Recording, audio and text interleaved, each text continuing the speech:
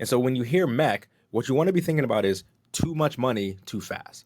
But let me just kind of expound on that a little bit. This is not like a 401k or a Roth IRA where there's a fixed contribution limit for everybody. Instead, the IRS, what they do is they limit how much premium you can put into a policy in relation to the policy's death benefit, especially in the early years, okay? They run what's called a 7-pay test, which checks to see if you funded the policy too aggressively in the first 7 years in relation to that policy's death benefit.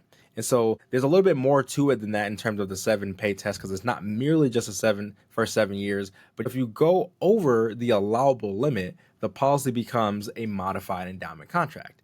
And that changes how the IRS ultimately sees your policy and taxes it from that point on. When your policy becomes a MEC, gains are going to be taxed first.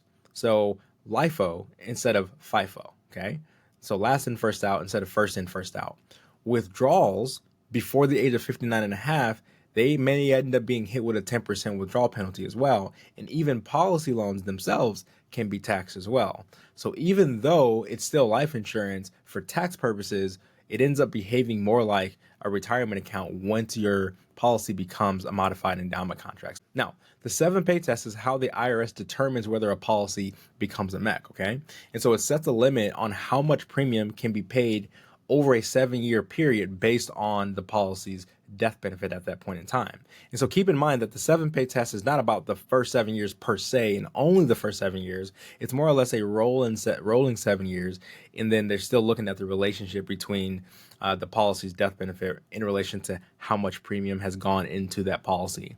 And so if you go over that limit at any given point, the policy is then classified as a MEC.